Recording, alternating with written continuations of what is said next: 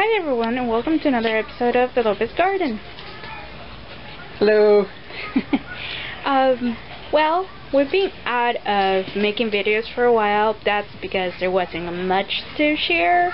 The weather was kind of weird. We had winter crops still growing, and not long ago we decided to rearrange the garden. So we're going to give you a little tour on how it looks at the moment and what we're growing.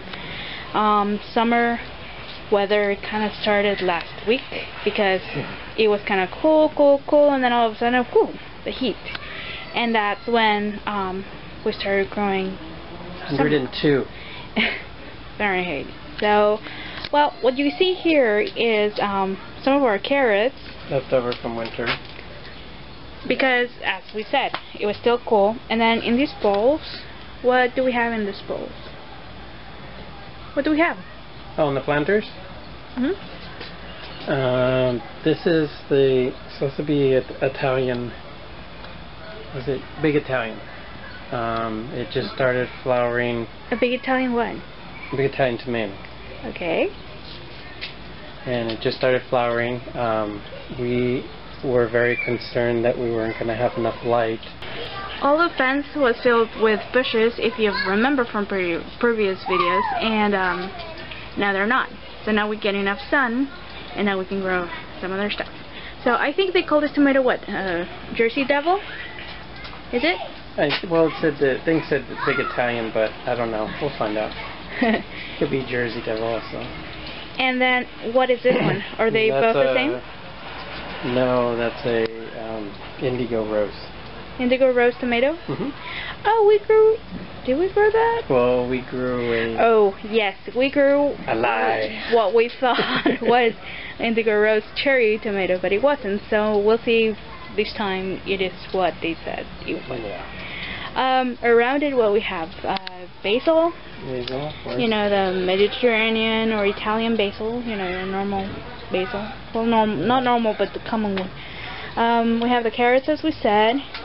We have other types of lettuce. We've shown you sorrel, which we've been growing since before. winter because it just keeps on producing it, and I think it's such a pretty plant. And then we have more basil on the other side, and more lettuce. And brush. And brush over there, as you can see, hanging. Not a lot of it because, well, it wasn't grown. What's this? Thyme? No, that's a basil. It's a global basil. So that's what the global basil looks like. So, as you can see, it's growing really well. And then, what's next to it? Thai basil, right? That's our restaurant Thai basil.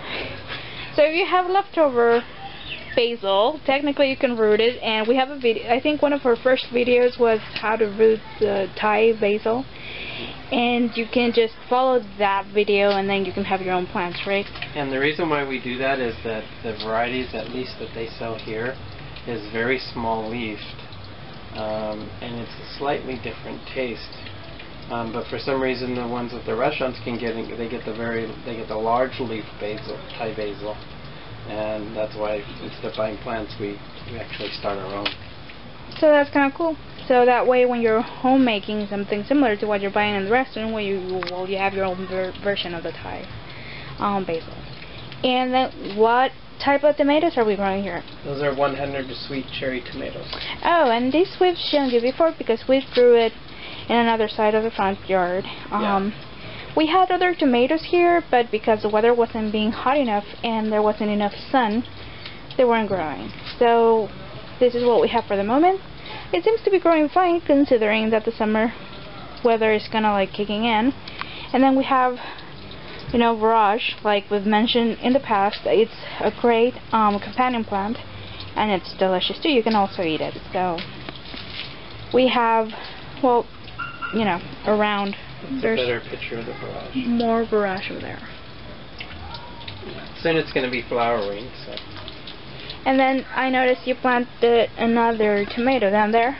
What is that's a La Roma and a cloth bag. So we're trying it out and seeing how it goes. So is that like the ones we used to grow on the balcony? Yeah, but they're a little bit different. They're not the San Marzano, which are really good, but they didn't have any more. So. Okay, well that sounds good. And what's good about La Roma was it is late in the season for us. but they have a tendency to last pretty much almost into the winter. So it's good And if still produce. if you're planting tomatoes late into the season. This is a good tomato then because you'll go all the way to winter. Yeah. Since Here, weather's been crazy here, so that's a good sign. Anything that can grow further, right? Then here, what do we have? I know we have peppers. What kind of peppers? Nardellos. Nardello, what, And there's peppers?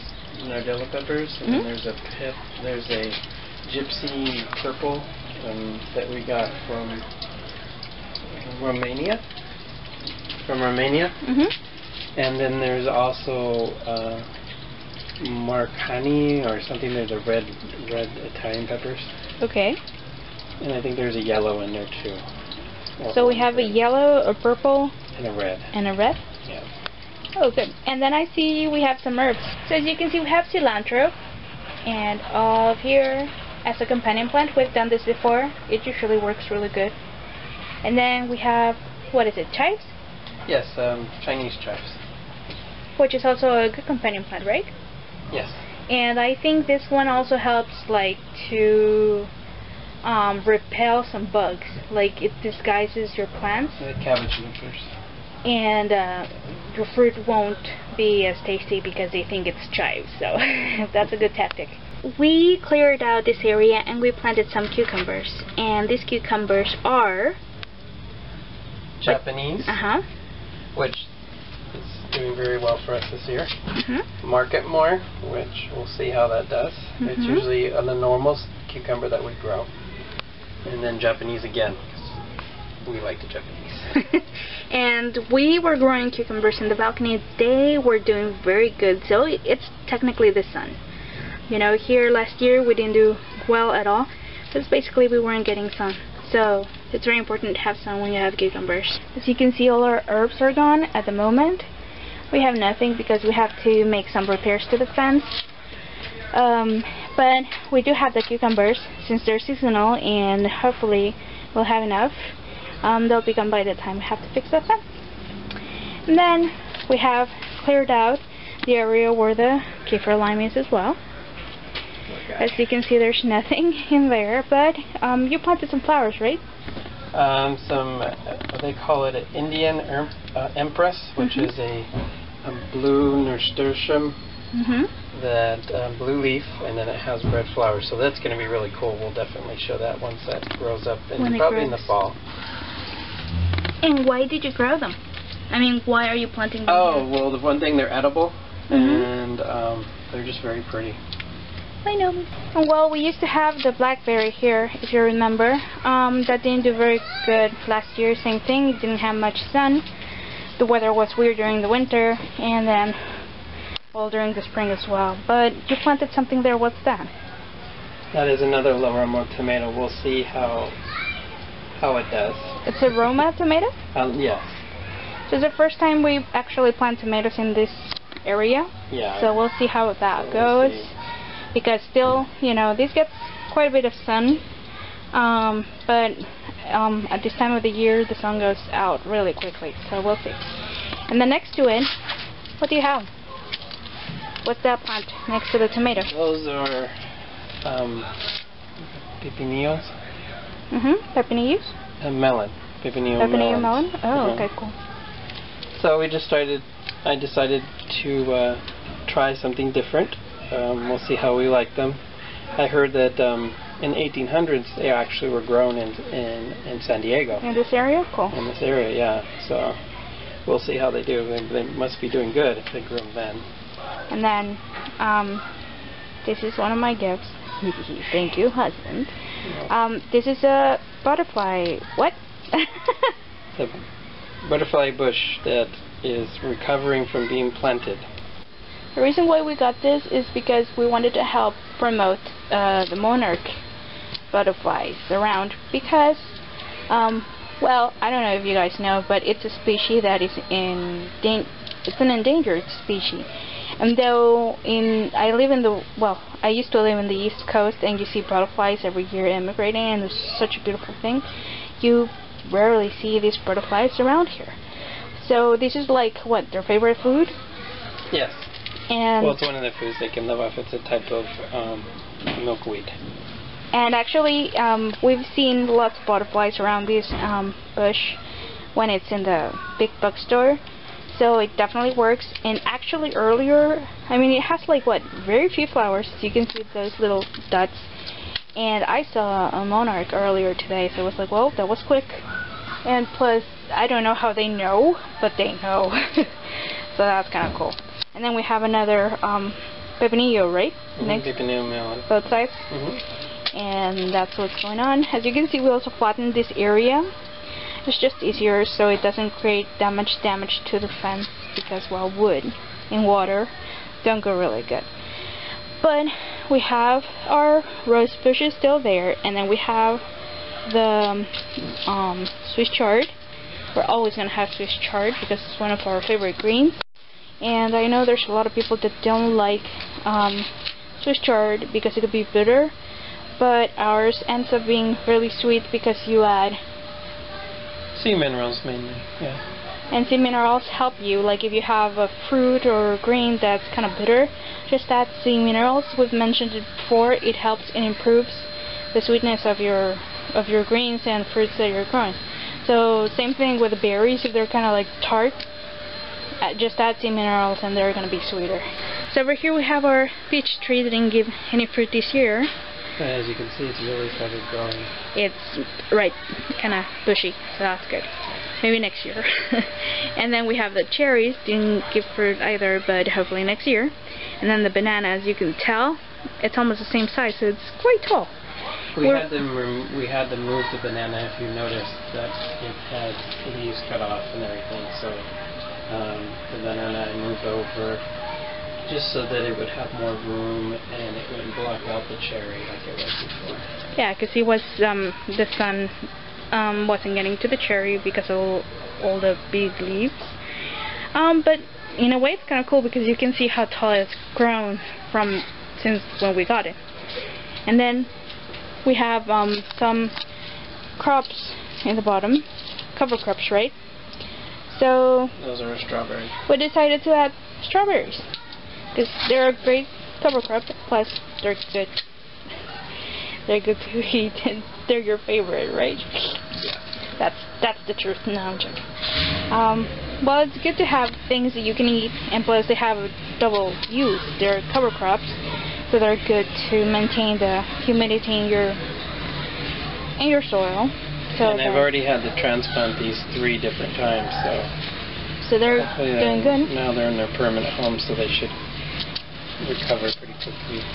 More gnomes. And then I noticed you put a different crop for the bananas. What do you have here? Those are nasturtiums. There's a jewel variety, which is red, or kind of an orange and a yellow. So these are what's going to grow where and the purple variety. Are these where the ones that are going to grow where the lime is? With the lime? The lime. You planted some flowers there. Yeah, those are nasturtiums. So are they the same? Yeah. Okay, so let me just show you up close what it looks like. Sorry for the background noise, but yeah, this is a close-up. This is what they look like, and these are the same flowers. Well, these are not the flowers yet, but when they grow as flowers, we'll show you. And these are the same ones that are in the base of the lime tree. Our fig tree seems to be doing really good. As you can see, it has lots of fruit. They're not ready yet. Hopefully soon. We've tried it. It's good. I honestly like the other variety better, but Chicago. They're still good. What kind of fig is this? These are Nardello figs. Nardello. That are my friend at work when I had him gave us.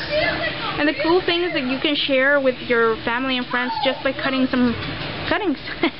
And then you just, put them. It's really easy actually to grow them. And they grow pretty quickly. Since we don't have a lot of space, we're going to end up like chopping it later, right? That's right. But just because we can't allow it to grow huge. But usually, they grow really big, they give a lot of fruit. As you can see, there they are. And here's another take. Once again, sorry for the background noise. Who knows what that is.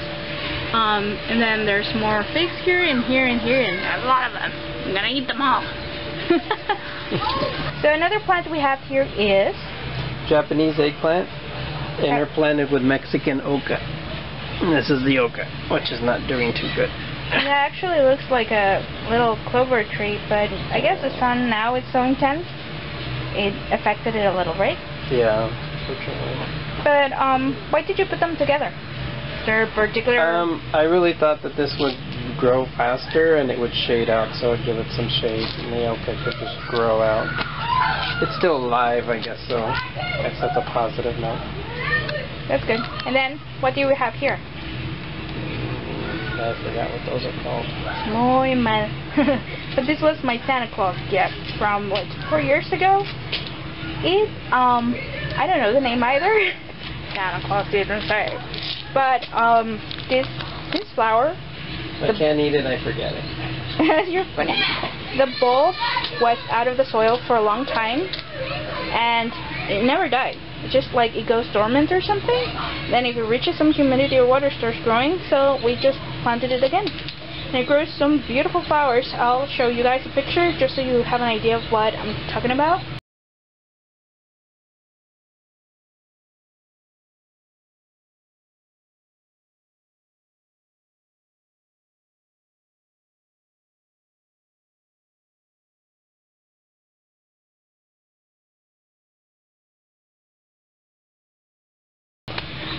Back in my home, my mom grows these. We've had them for many, many years, and they're awesome because they grow every time on St. Patrick's Day.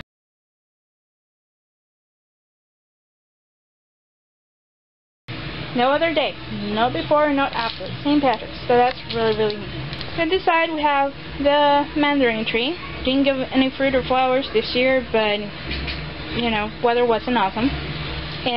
But it's grown quite a bit. You can see, you know, there's a lot of branches. We're trying to keep it as small as possible, hopefully next year. None of our citrus plants gave any fruit this year so far, except for one of our limes, which I'll show you in a bit. Don't know why, but well, that's how it is so far. The dragon fruit, we cut it quite a bit, still growing good. I think we'll keep it small for the moment just because we don't have the space. But I've shared this with friends. It's very easy to just, you know, have a cutting, put it on soil as is, and it'll grow. And it'll grow big, and then I'll give you fruit. The blueberry has grown quite good too. Very bushy. It didn't have as much fruit this year. Same thing, sun issues that we were having, but now that there's more light coming in, we'll see how it goes. And technically, how many? Is it still 3 varieties or no, just 2? 2? Sharp blue, and this is what's the variety called? Sunshine blue. And you can tell because these leaves look a certain way, and then these others look a different way. So that's what it is, right? That's right. And then, but we do have some fruit. Let me show you. See? There's some fruit in there. Okay, so this lime we have here, we showed you before. We got it at a big bookstore. Well, not really big. It was at a market. Like a market store. And it was dying. It was dying, but now it's recuperating. Actually, this was the only lemon that actually, well, lemon and lime. Lemon. The only lime that actually produced, lemon that produced lemon. And, see, there it is. What's this type of lemon? It's a Meyer Improved. And then we have my favorite. This is the Eureka lemon. Pink lemonade lemon. Pink lemonade lemon. And I really like it because look at the leaves. They're so beautiful. Different patches with different tones of green. It looks great. And as a decoration plant, it looks great. Unfortunately, though it's doing really good, like growing like crazy, it didn't give any fruit either, like we mentioned. And then we have the Jaguan, which recovered a lot from the mites it had. But I think, does it have mites again? No. It's just not doing very well. Why? I haven't been fertilizing it. Muy mal. So take care of plants, people. No. So we have the Jaguan here. It's growing well. It's recovering, but still, you know, we have some work to do with that plant. And then we have, what's that in the bottom? A barrage also. Barrage? Those are seedlings. I planted those. Oh, so we're going to transfer them? Cool. No, they're going to stay there. Oh, they're going to stay there? Yeah. Okay. I'm good with that as long as I can eat them. Because it keeps good. Flowers especially. So at the moment, this is the big picture. This is how our garden is looking at the moment. There's not as many plants as we had in previous videos, but we have enough, I think, at the moment. And it makes the garden look opened a little too for us to walk around. The season wasn't that great to grow a lot of stuff, but right now it's getting better, so we'll see what grows and we'll show you. We'll try to make more videos now that the weather is better and things are going to start growing. But yeah, so we wanted to show you the changes in arrangement and how the garden looks in general. So I think that's it. Thank you for watching. Thank you for watching. We'll see you in the balcony. So now a quick tour of the balcony. You've seen it before. Most of them the same plants, but it's a little more crowded up here right now because, well, we removed a lot of plants from downstairs. We didn't really get rid of them, we just moved them. So the lettuce here is already seeding, which is good because we can get those seeds. We really didn't get much of a lettuce, but as I said, the weather's been weird. Actually, no, we did. We did? Yeah, we got about 3 cuttings off that bunch. That was all full of lettuce. Those are just 2 that I let grow so we can seed. Oh, well then that's cool. So that grew seeds for us to have more seeds, but that's something you can do. You harvest some and leave some to bolt, and then you have seeds for next season. And then we had some borage, not borage. We had some basil there, some Mediterranean basil because I like it a lot. Didn't grow very well, but it's seeding, so we'll have seeds for later. Yeah. We have some downstairs anyways, some basil that we just showed you in the video. And then, well, there's my avocado. It's doing well. It looks crowded because there's a bean growing around it, which later, well, will just go away. And then there's a fig in the back. You can see the distinctive difference in the leaves. And that one's growing quite well. Wild fig. A wild fig from this region. Right, and then we have the moringa tree in the back. And then we have our apple tree, which we removed all the flowers so it wouldn't grow fruit this year because we wanted to get stable. And as you can see, it does have powdery mildew problems. Which is the white stuff you see there. The leaves are all... So, but it's something that we're work in progress. Unfortunately, this particular tree is pretty susceptible to it. Then we have some eggplants here. Are they all the same type of eggplant? One is Rosa, what is it called? Rosa Bianca? Yeah. I mean, not Rosa Bianca. 2 of those. Rotonda Bianca. Yeah. We kept on saying Rosa Bianca for a long time, but it's not that name. It's Rotonda Bianca. And it's these 2, right? Yeah, and then the purple one in the background, the one that produced I'll show you. These are flowers for the Rotonda Bianca. As you can see, they're blooming. And they're in the back. That one is the other type. And then what type is this one? A millionaire eggplant. Millionaire? Yep. And as you can see, it's already creating some fruit. Yay! And then in the back, that one over there is another bush for the butterflies. We have some, what is that, catnip or lemon balm? Catnip. Catnip. Yeah. In the back. I know we have to like clean a little in here, but that's what's growing. And there's also a dragon fruit that's growing in there. Just doing an experiment, and it grew a lot. We planted some cucumbers here. They didn't do that well, but that's what we had, and some beans. Those were actually growing well. Let me show you. Those are the Anasazi cave beans. We thought that they were, well, I thought, and according to the description, I thought they were going to be climbing beans, like pole beans. Turns out they were bush beans, and as you can see, I tried to tie them up to encourage them to climb, and they never did. The reality is that that's how far it grew. And then we have some Sunclove cherry tomatoes, which Yummy. are very delicious. Yeah. They're... And as you can see, I haven't tied them up. That was lazy. So. They're tied until here. Yeah. They roll away. But, I mean, it's doing good. The walls there to support it a little too, so it's not that bad. that's another cluster. As you can see, there's a bunch of them growing, and it's really, really fun to watch when they're changing, turning colors, and just growing. Yes, we still have the taro. We will harvest it this. When are we gonna harvest it? End of this month. End of this month. Yeah. So when that does happen, we'll show you what it looks like, because actually, I mean, I don't know about you guys, I am really curious to see how big it is, if any, or how many there are in there. As you've seen, if you've been following us, and if not, we have the video in our channel. You can check it out to see what we actually planted there and how much it's grown. It's been, what, probably a year and a half? Yeah, I think there's probably so much roots in there that it's time. It's time to do it? Yeah, to take out the roots and then we can eat them.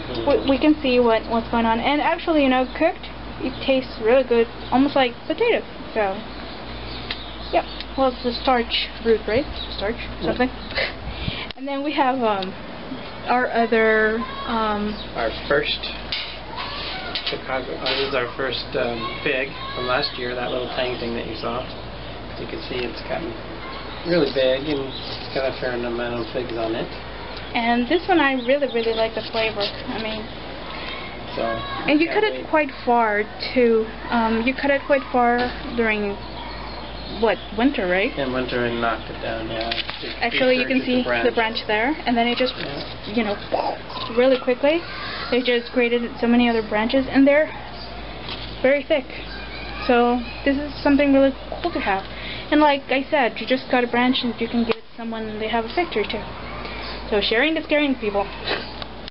Then what do you have here? What's this plant that's coming up here? I know it's a cherry. It's a Suriname cherry. It's a or Barbados cherry.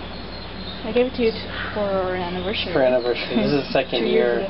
So maybe it might fruit, it might not. I think next year it will, though. It's big enough. But it's growing. It's doing well. It's been inside. It had been inside, what, almost a year? Yeah, they can't take it below 50 degrees. So when it's really cold, you do have to put it inside. But then when it's sunny, take it out. It'll grow. It'll grow, people. Do it. Anyways, it'll grow. If it's hotter, and that's good for it to get stabilized or whatever. What? Can you see the catnip that's flowering? Oh, so those flowers are catnip? Mm-hmm. We're getting catnip everywhere. Oh, that's why the cats are in the window. That explains it all. So, this is my pomegranate. You remember we grew that from seed. It's grown quite a bit. And I think this is 2 years old now, or a year and a half too. Yeah, you grew that from seed. It's a year and a half to 2 years old, and it's doing really good. Yeah. So this thing, I pruned it in February, just because I wanted to keep it small and bushy. Boom.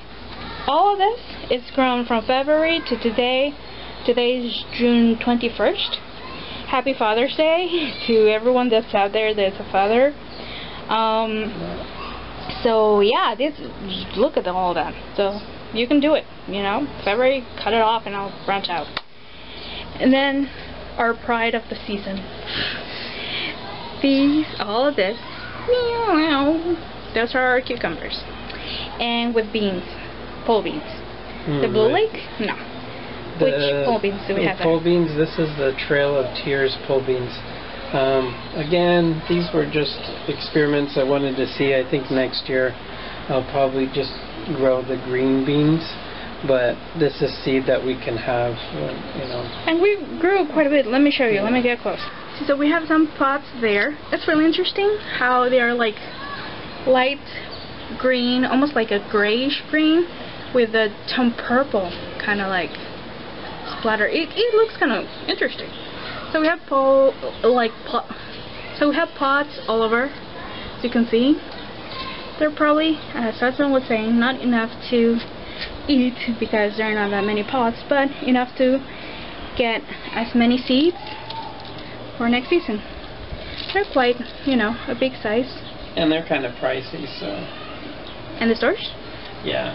So maybe that's something good to grow and then have seeds, and you know, that's business right there. Or if you just enjoy them, you have them for yourself and you save a ton of money, right? And then we have more over here. More beans and beans and beans and beans. Sorry for the background noise. You know, we have a lot of people living in this community. Lots of kids. What are you gonna do, right? It's nature. And as you can see in the back, yes, those are some cucumbers. So I guess what we didn't have last year. No, we didn't have any cucumbers. This year we've had quite a few. We've been enjoying them.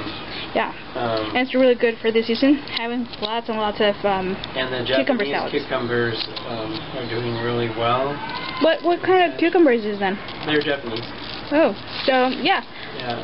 We get a lot of sun in this time of the year in the balcony, so that's why we decided to plant them here this year to see if there was a difference, and it was a humongous difference. So yeah, put them in the sun. And there's a lot of, I mean, these things just keep on producing. They're crazy. They're also resistant to powdery mildew, which is what's happened to the other cucumbers that we had up here that didn't do well. That is the thing that our apple tree has right now. Yeah. So they're pretty resistant. I haven't seen any powdery mildew this year. And this tall monster, yeah, because it's taller than our steaks, these are sunchokes. So the goodies are down there. So what we did is we took one sunchoke. And then we planted it just out of curiosity. It was just one, right? Yeah.